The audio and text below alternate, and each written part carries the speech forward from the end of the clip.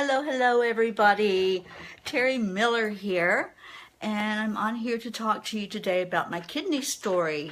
I tried this. This is the second take of doing the video, so I'm just going to give it a minute and see if people will find it and start coming on to interact, because I would love for you to ask questions and for me to be able to answer your questions while I'm on here. So I'll give it just a few minutes and see if anybody does come on. And then I'll tell you what's going on in my life, loving life every day.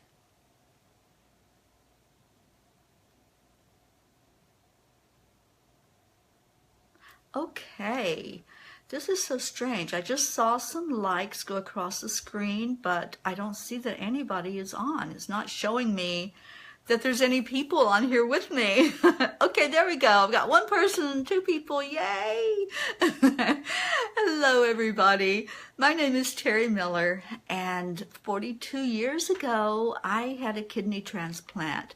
So I wanted to just come on and share some of my celebration with all of you. And I was hoping we could get people on here to really interact and to ask questions, and that I can share with you what's going on in my life. I wanted to share, and I don't know if this will be backwards or not.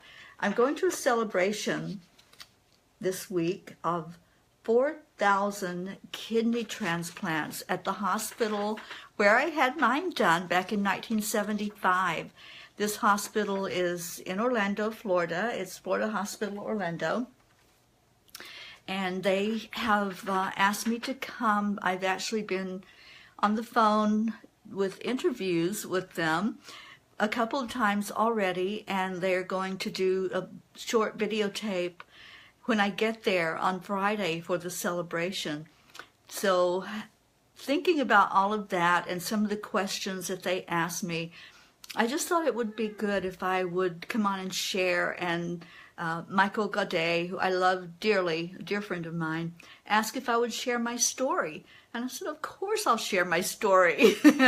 I love telling my story and all the wonderful success that has happened since I had that transplant all those years ago. So what happened was in October of 1974. So that's been quite a while. I went into kidney failure and I didn't even know it.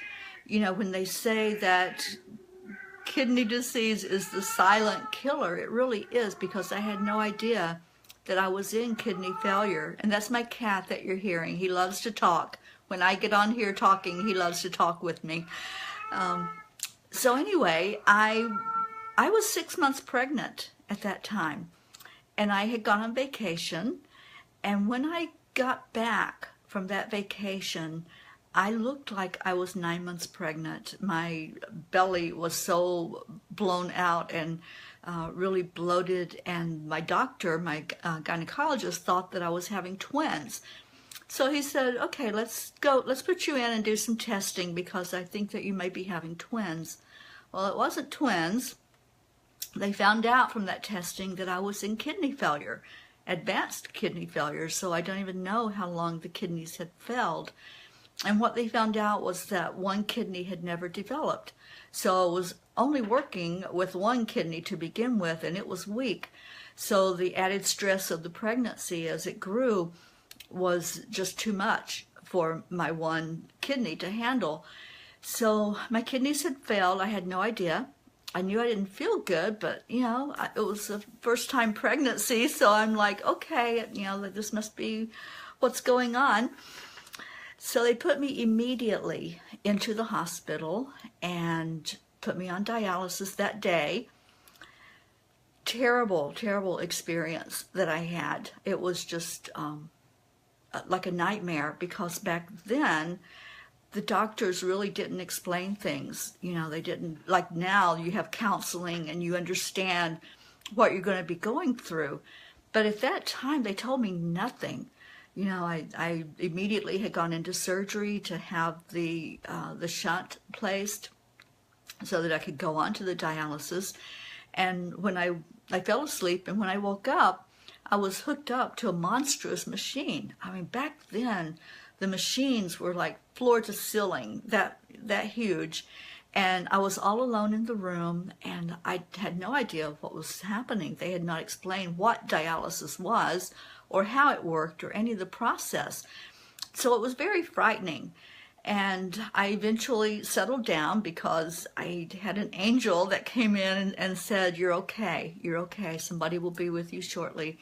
And I believe it was a real angel that calmed me down because I was in a panic mode. So anyway, I was in the hospital for a whole month, that month of November, as I was so sick, and I had the dialysis treatments every day. My daughter was not responding. She wasn't kicking or moving like she had been. And I found out later that they really didn't know how to treat me. They didn't know what to do with a pregnant woman with kidney failure. So they were just like experimenting. It's like, okay, let's try this. And they really had no clue what they were doing as far as that goes. So my doctor told me I made medical history because I was the first pregnant person that they had ever dialyzed. And, and just the fact that it all happened so quickly, but yet they don't know exactly when the kidneys failed. So I was in the hospital for the full month, and then my daughter was born. She was born premature. She weighed 2 pounds and 2 ounces. And they were hoping that after the pregnancy was over, that my kidneys would start functioning again. That was the hope. So January came, and no kidney function. I was still undergoing dialysis 3 times a week. I almost died during the delivery of the baby. My blood pressure went skyrocketing, sky high. So, not only was my life threatened, but my daughter was so premature. Back then, a 2-pound baby didn't have much chance of survival. So they sent her to one hospital, to a neonatal unit, and I went to another hospital, which is where I was having the kidney treatments.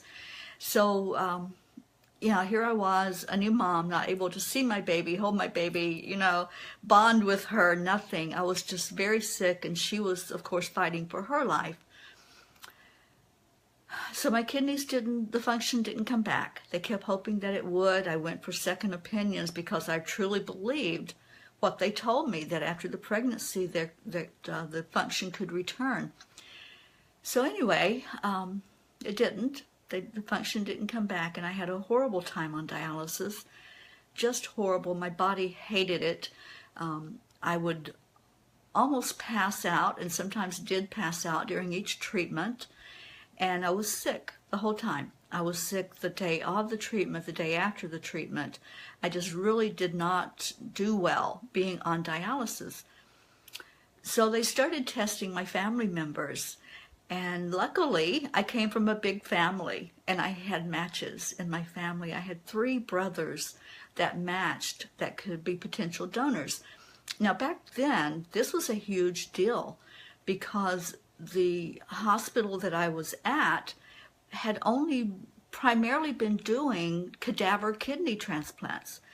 They really hadn't done that much with living donors, and I'm not sure what year they even started. It may be like 73, 74 that they even started working with live kidney donors. So my brother that donated the kidney was one of the very first live kidney donors. It's what I'm finding out. But anyway, so there were 3 matches, and the one that was the, quote, perfect match was contacted and said that he would do it. But it turned out that he really couldn't. And, at the time I was very upset. And I'm like, what do you mean you can't, you can't help me? This is a chance at life again.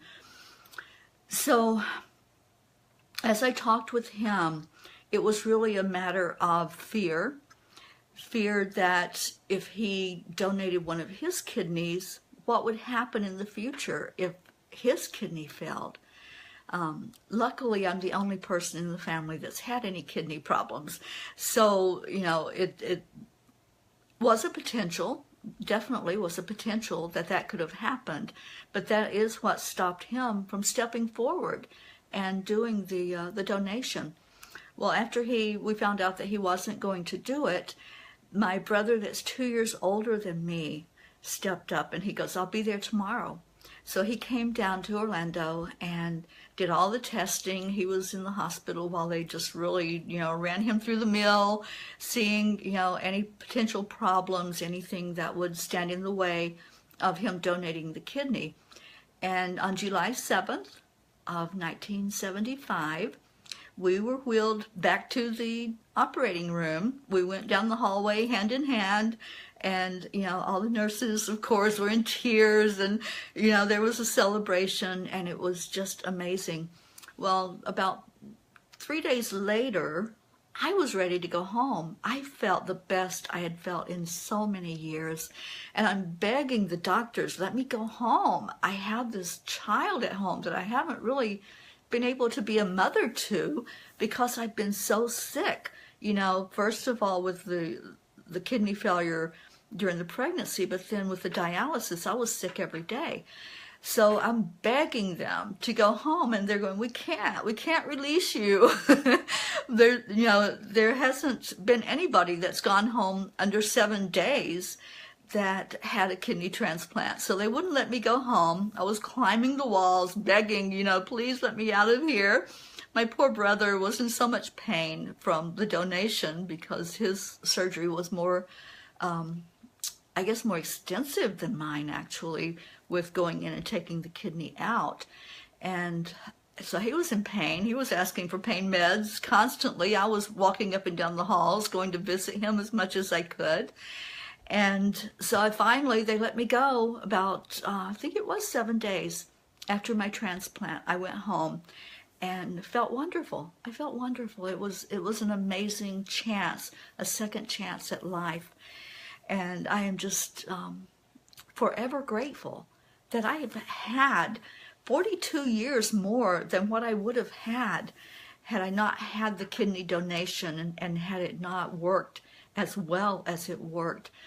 And I am what they call a tolerant transplant patient.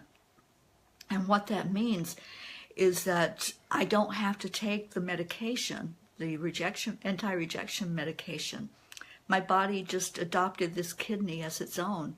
And it was about 6 years after the transplant that I started feeling really bad from the effects of the side effects of the medication that I was taking, because I was on huge doses of prednisone and Imuran, and I don't even remember what all I was on. It was like 25 pills that I had to take morning and night. So I talked to my doctors and I said, I can't do this. I just can't take this medication. It's really making me feel horrible, and I should be feeling good. I should be feeling great.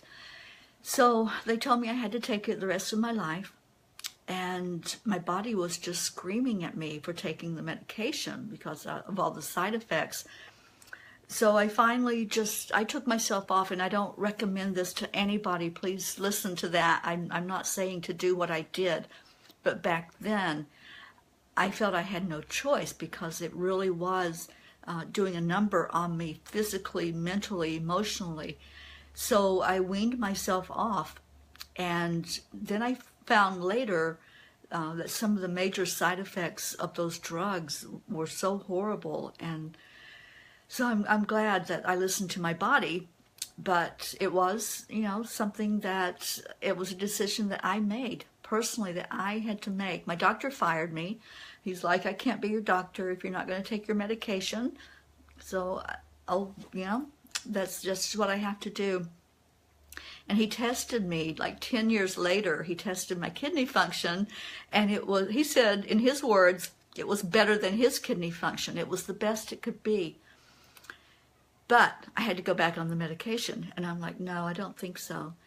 So I found a research program out of Emory University, and they are testing people that don't take the medication and still retain the function of the organ that was donated. So I've been in this program for 11 years with Emory, and they are finding results. And my hope and my reason for doing it is to help people in the future that they can test and say, okay, maybe you don't need this medication lifelong. Maybe there is hope for people that are tolerant, that can handle the donated organ without having to have all those drastic medications and all the side effects. So I've been asked, when I was interviewed by Florida Hospital, they've asked me a lot of questions, and they're like, what would you say to somebody that was, first of all, that was considering donating?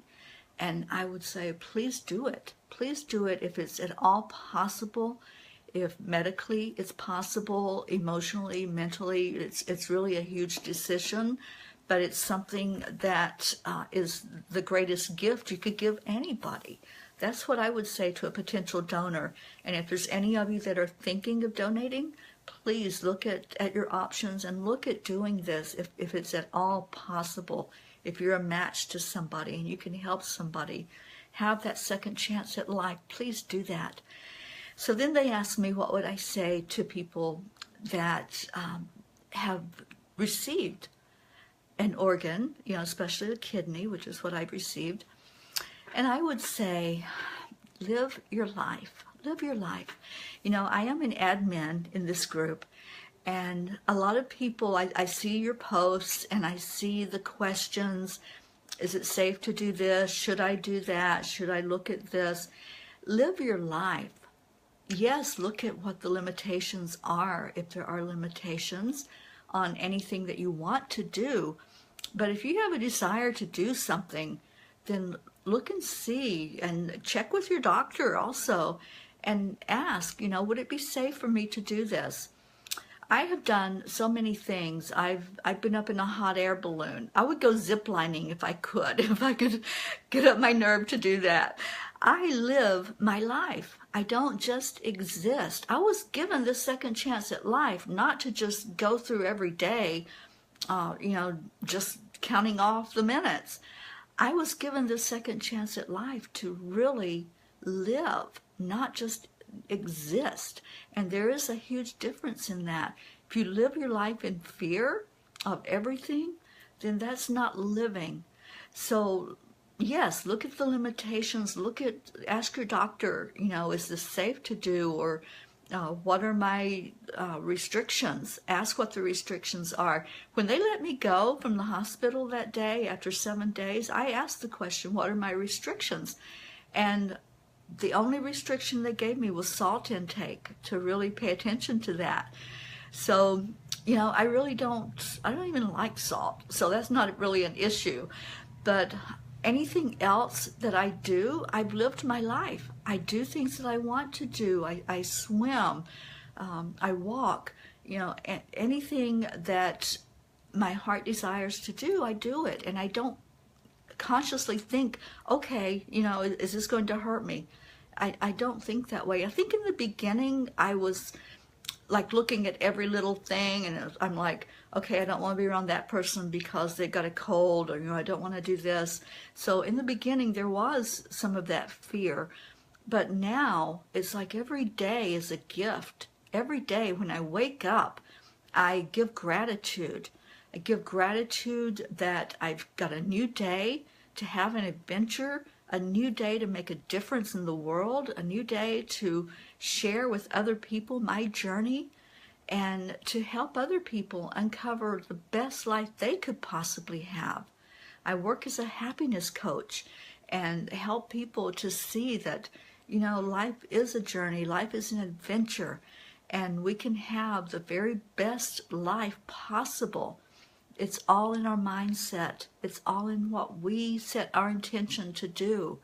And the fears, yeah, I'm sure there's fears with all people who have had a transplant or who are going through the illness of kidney failure. But don't let that run your life. Look at life as something to be enjoyed. Life should be fun. Life should be enjoyed.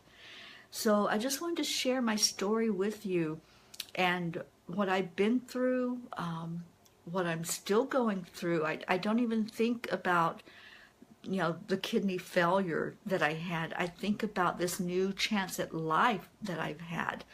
And I go once a year and participate in the research program at Emory in Georgia. I don't know if they're still taking applicants or not, but if any of you are interested, you can certainly contact them and find out if that's something you're interested in. And also, talk to your doctor about your medication. If it's really something that you can maybe cut back on, ask your doctor that. Ask the questions. Be informed. That was the one thing from my experience that I really wish had been different. There was no information. I was one of the pioneers, so there was no information available for them to give me. And my doctor confirmed that years later when I said, you all just never really answered any of my questions. And he looked at me and he said, that's because we didn't have any answers. So what I went through was very experimental at the time.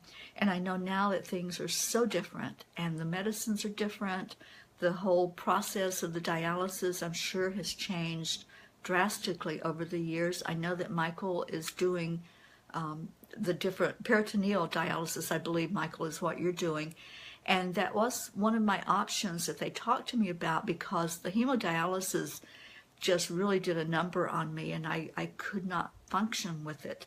My body just hated it. And so I know that there's all of that that's available, and they've really come a long way with it. And I'm so glad to hear that. And I'm hoping that through this research program that they're doing at Emory, that they'll make even more roadways into helping people in the future that have kidney failure and are facing a transplant. So I just wanted to share that with you all and see if you had any questions, if anything that you wanted to ask about or share. And I'm just looking at your comments. Hi, Mina. You had a kidney transplant almost 20 years ago.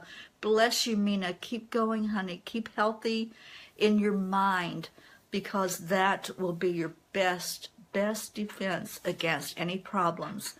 That is definitely what I have found. Keep your mind healthy. Keep your thoughts positive and uplifting. Do anything you can to surround yourself with positive and to uplift your energy in that way. Let me see what else is going on. Oh, thank you, Michael. And David, I hope I explained how I did it. It's mostly with that positive attitude. The positive attitude is essential. It really is essential. I'm not sure what kind of counseling or anything that they do with you all now after your transplant. Back then, there was nothing after. Like I said, when they let me go from the hospital that day, it was just like, don't eat salt. I'm like, okay. That was the only counseling I got after my transplant. I was just sent back out into the world, survive and survive or fail. And so now, hopefully, they've changed that. I'm hoping that now they really talk to you about the mental attitudes. And, it's just so important. Let me see, Maxie. Oh, I'm sorry, Maxie. Did you stop your meds with the help of your doctor?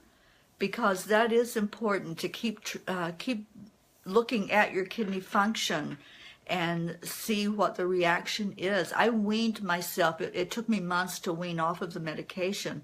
I've been off my medication for 36 years, but it took me a while to get all of that out of my body, and always had my creatinine checked, had my kidney function checked. My kidney creatinine level has never gone over 1.3, never. It's usually under 1 at all times. Mine,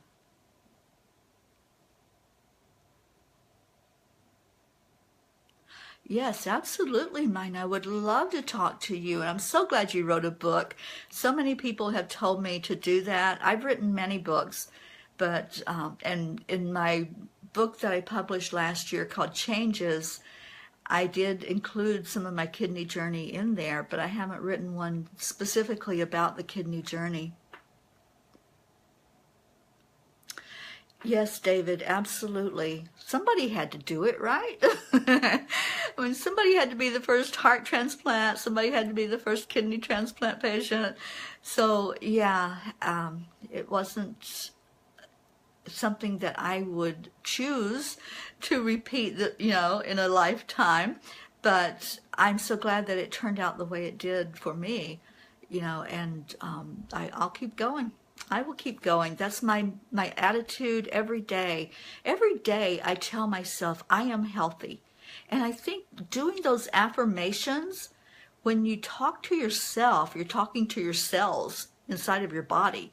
So every morning, after I say gratitude, that's the first thing I do is be grateful. Then I look at myself in the mirror and I say, I am healthy. I am strong. I am amazing. And just saying all that positive stuff to your cells inside of you, to your subconscious mind, it really does help tremendously. You're so welcome, Eric. Wow, Linda. Awesome. How is your brother doing that had the one in 81? Is it still functioning?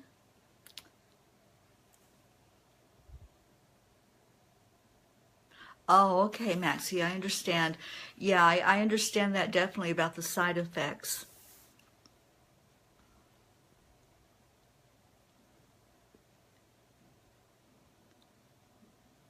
You've had your kidney for a little over a year. Congratulations, Eric.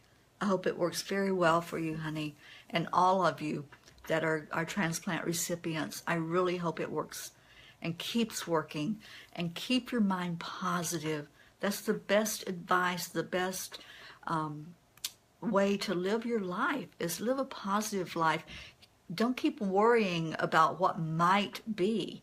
If we're thinking about the potential that could happen in the future, you're taking away from living your life right now, this minute, from really living your life. Because if you're living it with worry, living it with regret, and looking back at the past or looking at the future and what could happen, you're really not living in that now, which is right this minute, which is all we really have is this minute. Tomorrow, if it comes, will be our now. So just focus on that every day.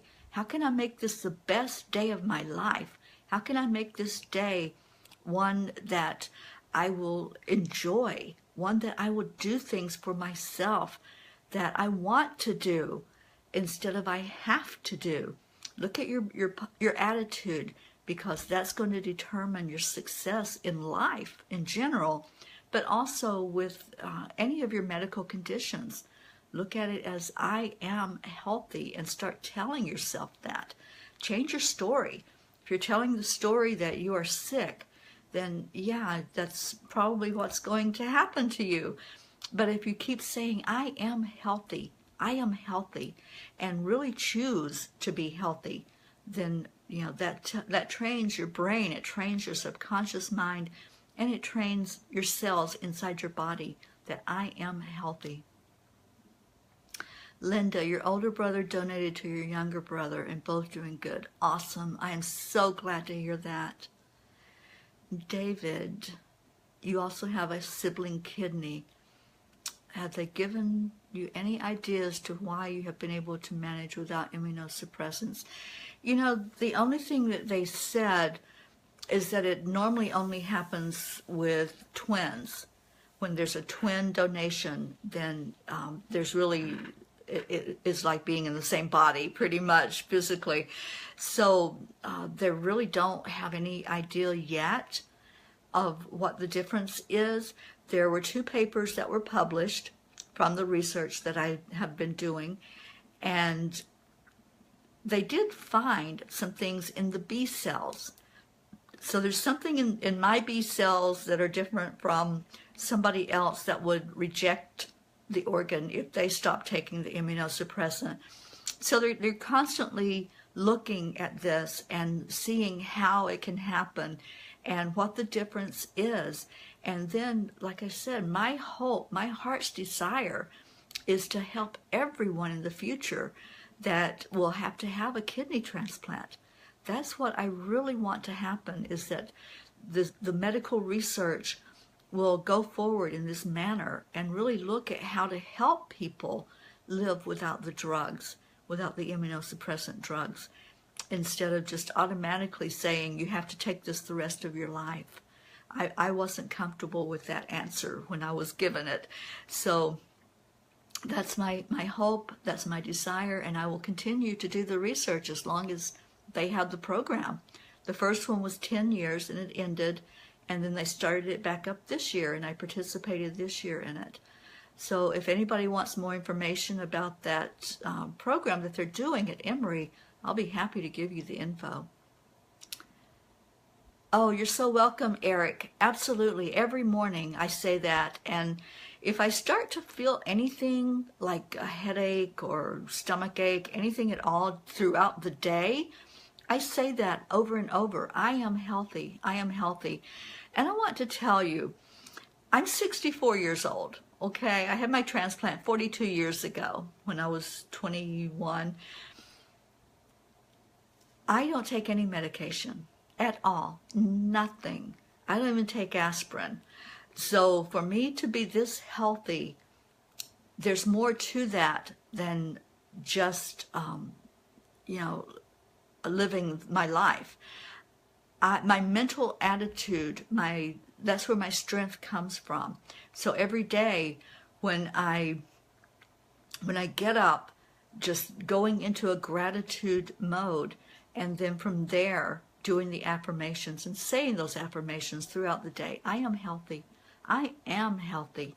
And I also use other affirmations. I am amazing. I am loved. Love is such a healing energy.